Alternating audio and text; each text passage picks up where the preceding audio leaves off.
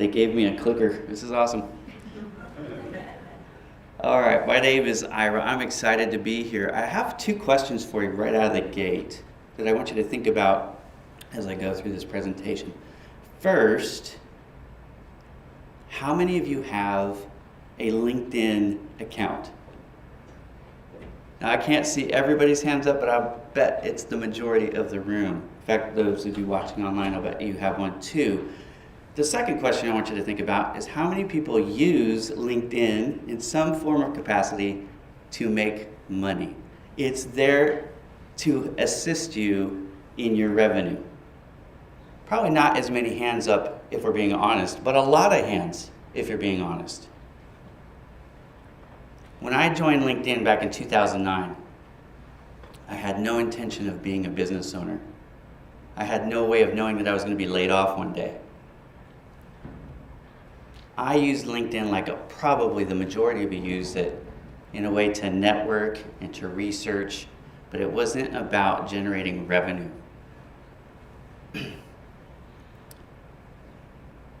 The thing that I'm going to ask you to do today is I'm going to challenge you to think differently. Because the moment that I started to think differently, my whole world changed. The biggest obstacle that you likely face in your journey to success is yourself. At least that was the case for me. And I believe that's the case for a lot of you. We hold ourselves back. We have limiting beliefs. We think things that are true that just frankly are not. And I'm telling you, you likely have some of those beliefs that are holding you back on LinkedIn as well. We're going to get into it today. In 2018, my life changed. It had nothing to do with me getting laid off. It had nothing to do with me starting a business. It had everything to do with mindset. And I hope that today is the day that you will remember, or if you're watching this online, whenever it is that you watch it, this day today will change your future forever.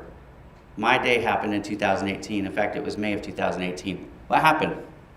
I was on LinkedIn doing some research. I watched a video from one of the people in my network. In fact, I don't know that I really knew this person before that day, but his name is Mike O'Connor. He runs a group called Service Professionals Network. Now, I didn't know the name of Service Professionals Network back then. I didn't know the name of Mike O'Connor. All I knew was there was this brash guy saying some things that I thought were outrageous. But he challenged me with what he was saying, and he put an invitation forward. He said, hey, if you're smart, call me. Now, he wasn't talking to me. He was talking to everybody in the video. But I'm like, hey, I like to think I'm smart. So I dialed his number on my phone, and we talked for 2.5 hours. And that day, I really learned two things. I learned I don't know much about LinkedIn, but there's more to it than what I have been using it for. The very first thing that I learned was LinkedIn works differently than every other social media platform on the planet. How? There's first level, second level, and third level connections. Those aren't just arbitrary. They actually mean something. I had no idea what they meant. If I ask you, you probably don't have any idea either. But by the time I'm done today, hopefully you will, and you'll understand the value of each, and you'll go to grow your first level, second level, and third level connections. Because it will change your life on LinkedIn, and maybe your life as a whole, and you still probably don't understand how, and that's okay. We'll get into it. The first thing I want you to understand is that size actually does matter. If I asked you right now, if I took a survey of the room, a lot of you would say, it doesn't matter how big my network is. In fact, some of you might be obstinate and go, I don't want to grow. I only want to connect with certain people. We'll get into that in a minute. But I'm going to tell you that size does matter, and here's why. It's not about being famous. It's not even about being wealthy. It's not about generating wealth. It's about visibility. Why do you post on social media? So that nobody can see it? Why post at all then? Why are you on social media? Why are you on a professional social media platform? You didn't go there because you want to live in obscurity. You want your message to be seen. And frankly, you want to see messages. See, if you go on Twitter or Facebook or Instagram or Pinterest or any of the others, they don't work this way. You can see everything on the platform without ever doing any work. But LinkedIn doesn't work that way. Again, I'll ask you, what is the first level, second level, and third connection level there for? It's called LinkedIn for this reason. You link in to the network to be seen and to see. The largest hashtag on LinkedIn is India, 68, 69 million users, followers of the hashtag. The next one, the second one, that you probably would use more, is innovation. Comes in at 38 million. And there's a handful in the 20 millions. The one that I use the most is digital marketing. I'm in the digital media business. That's 28 million followers. Let's say you have 500 followers, 500 connections, and you're searching digital media. The results that you see are going to be what's in your first, second, and third level connections, and that's it. Now imagine you have 30,000 connections, because that's the limit. I'm going to see what's in my 30,000, first, second, and third level. I'm going to see more than you.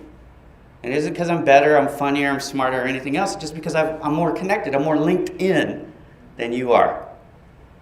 And you don't have to be famous. You don't have to be good. Look at me. You don't have to be good looking.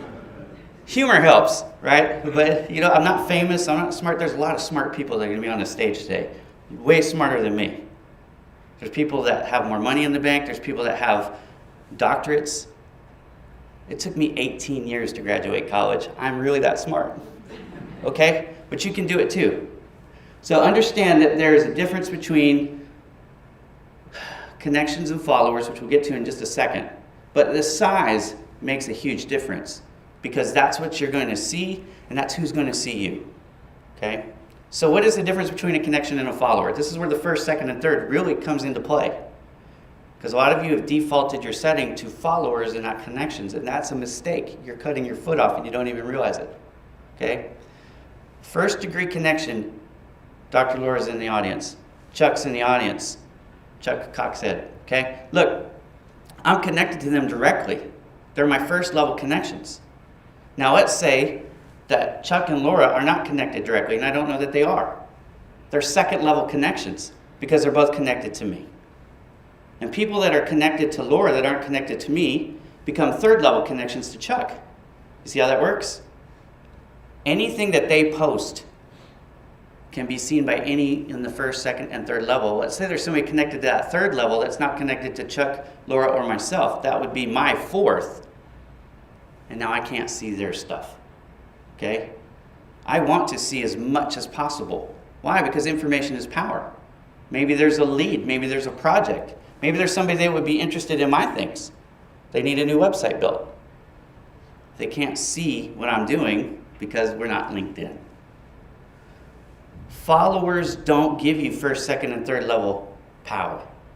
Followers get shown some of the stuff that you put out there by the algorithm.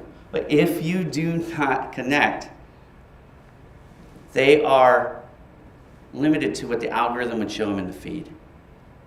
By connecting, they become a conduit.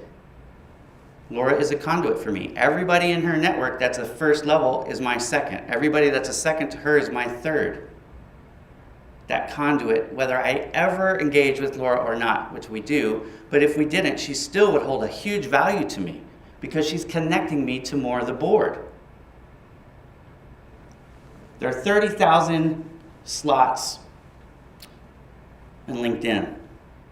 And too many people are saying, I want to only be connected to the right followers.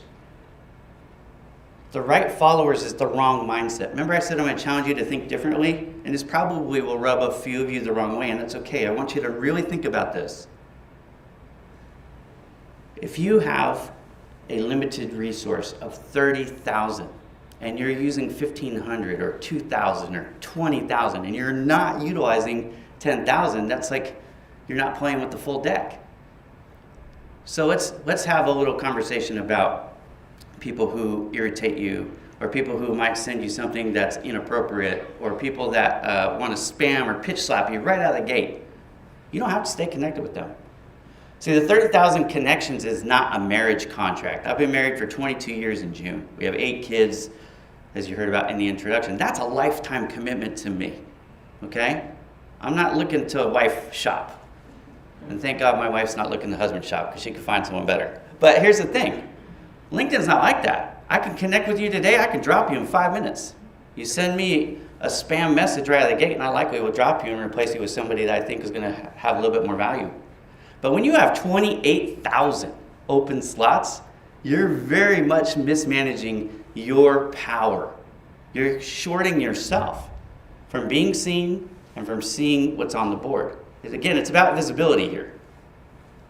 What are you putting on LinkedIn that's a secret? Anything? This isn't Facebook. You're probably not putting, risky stuff, things of your kids. You're putting up professional information. You want it to broadcast as far as humanly possible. The right connections are everybody that's on there. I don't care where they're from. I don't care their title. I used to only connect with people that were in the San Francisco Bay Area that were something related to do with print industry, because that's what I did for 20 years. I was in the print industry. The conversation I had with Mike O'Connor changed that because I understood now the power of the first, second, and third level connections. So then I started, okay, I'm going to connect with everybody. By May, so that was May of 2018. By the end of 2018, December of 2018, I had 25,000 connections. I maxed out at 30,000 in February of 2019. 30,000 connections is the limit. That's as many as you can have. Bill Gates has more followers than anybody on LinkedIn. He only has 30,000 first level connections. Okay? You can have the same amount as Bill Gates. Now, connections, they cap at 30,000. Followers, you can have as many as will follow you.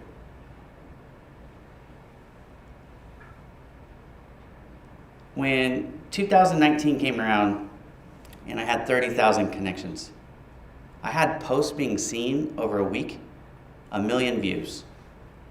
In 2018, before I started to grow at 1,520 connections, I put up a post and I might get 3 views and a like. And the like was usually somebody being empathetic. Right? Now, did I get that much more interesting and that much more funny and become that much better of a content creator over the course of 7 months? No. The thing that changed is the way I was linked in, the way I was connected. Now people were seeing my things because I had utilized the platform the way it was designed to be utilized.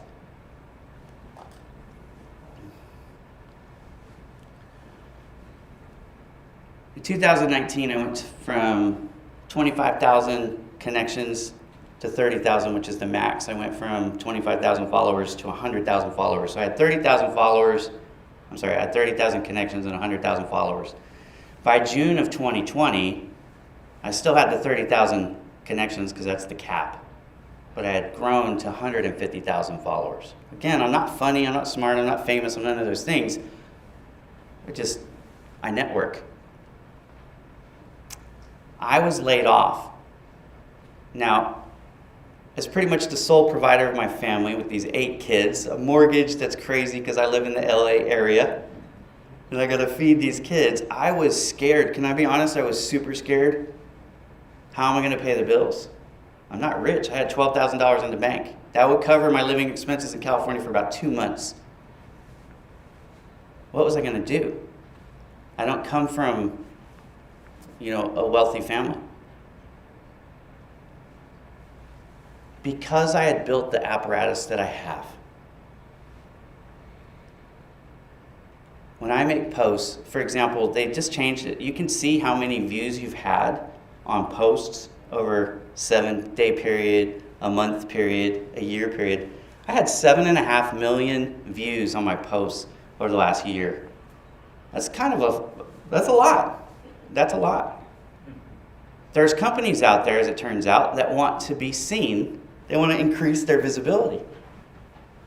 So by listening to my audience, which we'll get into in a second for you, I was able to create this business that didn't cost any money, that really just required me posting on social media, and I was able to pay my bills. Not only was I able to pay my bills, I actually make more money now than I've ever made in my life. And I'm so thankful. It's an insurance plan. Now, you may say, Ira, I don't ever want to be a business owner. I don't want to be an entrepreneur. It's okay. What do you want to do? Because I guarantee you, whatever you want to do on social media, having more views, getting more engagement, increasing your visibility, it'll help you. You want investors? You want readers? You want to get your thoughts out there? What is it that you're trying to do? Find clients? It's an insurance plan I didn't know I needed, but it's one I'm so thankful that I built. The number one thing that people need to learn with social media, and frankly with communication as a whole, and I learned this in the sales process, is that your audience has challenges and interests that are outside of you. You know what you're trying to do, and you know what you want to accomplish, and so do they. Most people take the wrong approach on LinkedIn.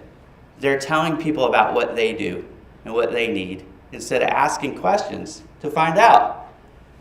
Hey Chuck, what are you interested in? Hey Chuck, what challenges do you face? And then trying to figure out a way that they can help to resolve it. But if you get into the point of view of how can I help my audience, they will become much more interested in you.